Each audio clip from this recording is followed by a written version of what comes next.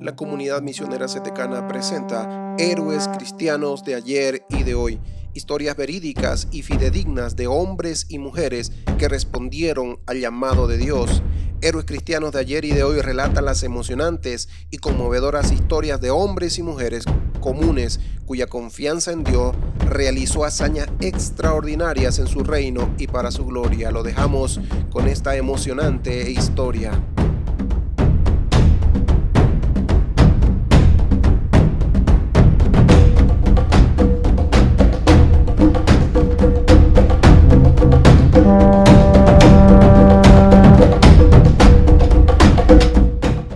Héroes cristianos de ayer y de hoy. Corazón pionero. La vida de David Livingstone. Por Janet y Geoff Benge. Capítulo 2. Distinto a todos los demás. David Livingstone tenía 12 años cuando contuvo la respiración mientras esperaba una respuesta de su padre. ¿De modo que quieres ir a las colinas?, le preguntó el señor Livingstone, atusándose la barba. Vamos a ver, ¿cuál era el versículo que había que memorizar esta mañana en la escuela dominical? Mateo, capítulo 4, versículo 4. Escrito está, no solo de pan vivirá el hombre, sino de toda palabra que sale de la boca de Dios, replicó David confiado. Muy bien, hijo, dijo su padre, acariciando el pelo marrón claro de su hijo. Y volviéndose al abuelo Livingstone, que estaba apoyado sobre una silla con respaldo vertical en el rincón de una habitación tenuemente iluminada, añadió, por supuesto, ese es un versículo muy sencillo para David. Cuando tenía 9 años podía recitar de memoria todo el Salmo 119. Por eso su esfuerzo se vio recompensado con una Biblia. David se ruborizó. Su padre nunca le dedicaba un cumplido, a él directamente, ni le decía que se sentía orgulloso de él, sino que le gustaba hablar a otras personas de sus logros. ¿Podemos ir, papá? Por favor, imploró Charles, hermano menor de David. Un poco de aire puro no puede hacer daño a los chicos el día del Señor, intervino el abuelo Livingstone, que ocupaba una habitación 2 pisos más abajo. Al fin y al cabo, los muchachos están enjaulados todos los días, desde el alba hasta el ocaso. Los chicos necesitan salir al aire libre y oler el brezo. Cuando yo era pequeño, me pasaba todo el tiempo al aire libre. Todavía recuerdo las negras rocas de la isla de Ulva y el olor del humo que salía de las hogueras de turba que encendíamos para calentarnos las noches que dejábamos las ovejas pastando en los altos de las colinas. David miró con impaciencia a su padre. Si su abuelo empezaba a contar historias de su niñez, en las tierras altas de Escocia, sería impredecible calcular cuánto tiempo él y sus 2 hermanos tendrían que quedarse escuchando. Gracias a Dios, el padre de David pareció comprender aquel apuro. Calentaré la tetera con el té que acaba de llegar de China y nos sentaremos a charlar un rato mientras los chicos salen a jugar, dijo. Y volviéndose a John, el hermano 2 años mayor que David, añadió, regresen antes de que oscurezca y muestren buenos modales con cualquiera que se encuentren por el camino. Lo haremos, papá, respondieron los 3 niños a coro mientras se apresuraban a abrir la puerta. Mientras corrían por la calzada de adoquines que salía de Blantyre hacia los campos cercanos, un libro que David llevaba en su bolsillo le golpeaba el muslo. La ilusión de lo que le esperaba le hacía correr más deprisa. Por fin, completamente exhaustos, los 3 hermanos se dejaron caer en su lugar favorito, una meseta exuberante, cubierta de hierba, situada en la ladera de una colina, como a 100 metros sobre la localidad. Abajo, los niños divisaron Blantyre y sus hileras de casitas de ladrillos desgastados. También, el río Clyde y su serpenteante trazado por la población, y como era un día muy claro, se distinguía la ciudad de Glasgow, a unos 13 kilómetros de distancia. Miren allí, se ve Seattle Row. ¿Cuál es nuestra habitación?, preguntó Charles, sentándose al lado de David. Nuestra habitación está al otro lado de la fábrica, replicó el muchacho, señalando la deprimente hilera de viviendas de ladrillo que flanqueaban la enorme fábrica de tejidos. Los 3 chicos permanecieron sentados por algunos minutos disfrutando de la vista. A David le fascinaba divisar el mundo desde las alturas. Vamos a correr otro poco, dijo Charles interrumpiendo los pensamientos de su hermano. Ahora mismo no, replicó David, desatando la cuerda que sujetaba el libro al interior de su pantalón. Charles se quedó boquiabierto. No debes leer eso. Papá te dijo que no lo leyeras. No perjudica a nadie. Y si supieras lo que te conviene mantendrías tu boca cerrada, replicó David. Vamos, Charles, dejemos a este con su libro. Te doy ventaja y corramos a ver si te alcanzo, dijo John. Los dos chicos corrieron colina arriba mientras David se tumbó en la suave hierba y abrió el pulpe perserval. El libro contenía muchos dibujos de plantas. Los tallos, hojas, flores y semillas de cada planta aparecían con todo detalle, y debajo de cada dibujo, el nombre científico de la planta. David estudió los dibujos atentamente y se sumergió por completo en las páginas del libro. Reconocía muchas plantas por haber recorrido estas colinas varias veces. Una o dos crecían alrededor del bloque de viviendas donde vivía con su familia, en un apartamento de alquiler de una sola habitación, pero muchas otras le eran desconocidas. Hubiera deseado verlas, recogerlas y coleccionarlas, aunque sabía que no era probable. Realmente, no era prudente alejarse más de 2 o 3 kilómetros del lugar en donde había nacido y crecido. Pocas personas lo hacían. Es más, David nunca había estado en Glasgow. En cierta ocasión, cuando pidió a su padre que le llevara a visitar la ciudad, este le respondió que porque quería visitar una ciudad humeante y miserable como aquella. Su padre no compartía la necesidad que sentía David de ver las cosas por el mero hecho de verlas. Y, desde luego, tampoco entendía su padre por qué era tan importante leer un libro de botánica. Pero para su hijo era tan importante que estaba dispuesto a correr el riesgo de ser castigado por desobedecer la expresa instrucción de su padre de no leer tal libro. A David le resultaba duro aceptar que su padre no quisiera que él aprendiera nada acerca de la ciencia. Como mucha gente de principios del siglo XIX, su padre creía que la ciencia y la religión eran incompatibles. El señor Livingstone razonaba que iba contra la ley de Dios el preguntarse por qué las cosas eran como eran, no intentar descubrir el funcionamiento interno de las plantas o los animales. Muchas veces le dijo a David que la gente debía ser feliz con las cosas que el buen Dios había creado y no preocuparse por el cómo ni el porqué de las cosas.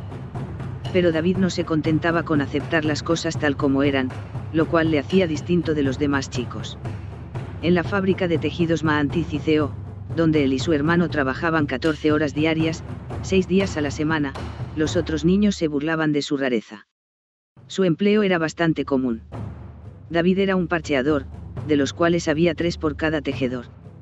Un parcheador era un niño o niña que corría o se arrastraba entre grandes y estridentes telares para ver si había hilos rotos. Su trabajo consistía en atar rápidamente las hebras partidas antes que se formara una carrera en el tejido. Si el parcheador no actuaba con suficiente rapidez, el tejido presentaría un defecto.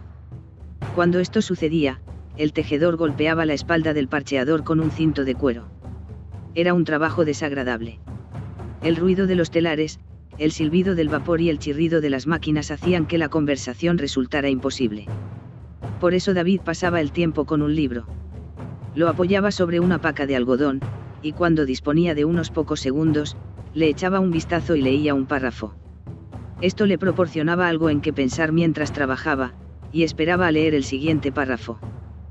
Los otros parcheadores arrojaban carretes vacíos contra el libro de David, se reían y se felicitaban con palmadas en la espalda cuando acertaban a dar en el libro y este salía disparado. Cuando David era más pequeño, él los insultaba. Pero como ya tenía 12 años, sonreía y seguía trabajando. Menos mal que el abuelo materno de David vivía cerca. El nieto había heredado de su abuelo el amor a la lectura, pues, aunque no era un hombre rico, el abuelo Hunter poseía una gran colección de libros que prestaba a David, sin que el señor Livingstone supiera. El muchacho también leía otros libros que no eran científicos. Es más, estaba comenzando a aprender latín. Por la época en que el abuelo de David se había trasladado del campo a Blantyre, el gobierno británico aprobó una ley que obligaba a las factorías y fábricas a escolarizar a todos los niños menores de 12 años que tuvieran empleados. Los dueños de la fábrica donde David y su hermano trabajaban obedecían la ley. Sin embargo, esta no especificaba a qué hora debían de ofrecerse las clases, de manera que éstas se ofrecían de 8 a 10 de la noche, después de haber hecho los niños turnos de 14 horas. Por supuesto, la mayoría de los menores estaban demasiado cansados para poder aprovechar las clases. En consecuencia, solo 1 de cada 10 aprendía a leer. David Livingstone, cuyo padre le había enseñado a leer a la edad de 6 años, mostraba más resolución que la mayoría de los alumnos. Se obligaba a permanecer despierto, no solo durante las clases, sino también a leer libros de texto hasta muy tarde. A menudo, su madre tenía que quitarle los libros y apagar la vela. Aún en ese caso, David se quedaba pensando largo rato en lo que había leído, intentando recordar palabra por palabra. David, David, ven aquí. Tengo que enseñarte algo, oyó la voz de Charles desde lejos. El chico levantó la vista del libro y frunció el ceño. El sol se había desplazado hacia el oeste. 1 hora o más debía haber pasado desde que empezara a leer. Se apresuró a levantarse. Ya voy, gritó, cerrando el libro. Mira lo que me he encontrado, dijo orgulloso Charles mientras se acercaba a su hermano, señalando el suelo con un dedo rechoncho. David vio lo que señalaba el dedo de su hermano. Charles apuntaba a un pequeño esqueleto del tamaño de un ratón. ¿Qué es?, preguntó Charles. Todavía no lo sé, replicó David, inclinándose para examinarlo más de cerca. Veamos. ¿Es un pájaro u otro animal?, preguntó a su hermano. Charles se encogió de hombros. ¿Cómo podemos saberlo?, inquirió este. Bueno, dijo David, pensemos en algo propio de un pájaro que, por ejemplo, no tenga un ratón. Luego veremos si los huesos están ahí. Las alas, sugirió Charles con orgullo. Los ratones no tienen alas. Es un buen comienzo, replicó David. Ahora veamos si podemos reconocer algún hueso de ala. Los 3 chicos examinaron el esqueleto y llegaron a la conclusión de que ciertamente tenía huesos de ala, por lo que debía ser el esqueleto de un pajarito, aunque David no sabía exactamente de qué clase de pájaro se trataba. Voy a buscar otro esqueleto, dijo Charles echándose a correr. David sonrió. No se atrevió a decirle a Charles que lo que acababan de hacer era una observación científica. ¿Cuántos conocimientos científicos hacían falta en el mundo? Por eso a David le entristecía el que fuera impío pensar en ella y perseguirla. La tarde pasó deprisa y los 3 niños corrieron colina abajo hacia Seattle Row. Su padre observaba una norma muy estricta los domingos: cualquiera que llegara a casa después de la puesta del sol tenía que dormir fuera, junto a la puerta. Como los 3 niños habían sufrido esta penuria más de una vez, se daban prisa por llegar a tiempo. Cuando llegaron a casa, el abuelo Livingstone aún estaba contando historias y bebiendo té. Ya están aquí. Los chicos han llegado, mamá, gritó Janet la pequeña de 7 años, obviamente encantada de que sus hermanos hubieran regresado. David acarició a Janet en la cabeza e hizo cosquillas a la pequeña Agnes. Quítense los abrigos y les serviré una taza de té, dijo la señora Livingstone, alcanzando la enorme tetera de cobre que colgaba sobre el fuego del hogar. Vertió 3 tazas de té caliente, añadió 2 cucharadas de azúcar a cada una y se las pasó a sus hijos. David olió el intenso aroma del té. ¿Es esta la nueva mezcla? Sí, respondió el señor Livingstone. Creo que me gusta. David tomó un sorbo. A mí también, dijo. Su padre sonrió. Tengo 3 sacos, espero que se vendan bien. David asintió. Él sabía cuán importante era para su padre escoger mezclas populares de té. El señor Livingstone era vendedor ambulante. Compraba sacos de té de un carro que llegaba de Glasgow. Lo envasaba en bolsas pequeñas y recorría Lanarkshire a lo largo y a lo ancho vendiendo de puerta a puerta. Y aunque no ganaba mucho dinero para mantener a su creciente familia, le permitía hacer lo que más le gustaba. A donde quiera que iba, el señor Livingstone hablaba de Dios, oraba por las personas y repartía cientos de folletos con mensaje cristiano. Cuando volvía a casa cada noche, les contaba a los niños las aventuras del día. Para los niños, que pasaban 14 horas en la cálida y sofocante atmósfera de una fábrica de tejidos, eran las aventuras más emocionantes que podían oír. A la mañana siguiente, David se levantaría, como el resto de la familia, a las 5 de la madrugada. La única habitación que compartían impedía que ninguno se quedara dormido. Comenzaba una larga semana en la fábrica. Después de tomarse sendos tazones de copos de avena, David y Leon caminaban juntos hasta los talleres y se unían a una banda de jovencillos que iban al mismo sitio. De camino, David se fijaba en los otros niños. Todos tenían mucho en común. Todos eran pobres y habían sido enviados a trabajar a una temprana edad para ayudar a sus padres a pagar la renta de los apartamentos de una sola habitación en que vivían. David se preguntaba si siempre llevaría esa clase de vida. Se haría mayor y se casaría con alguna de las chicas de la fábrica. Caminarían sus hijos por la misma calle para trabajar en el mismo taller. David veía su vida estirada delante de él como los continuos montones de algodón que observaba cada día. Trabajaba 6 días por semana, asistía los domingos a la iglesia y buscaba tiempo para leer siempre que podía. Ni en su más remota imaginación David Livingstone hubiera podido soñar cuán distinta sería su vida.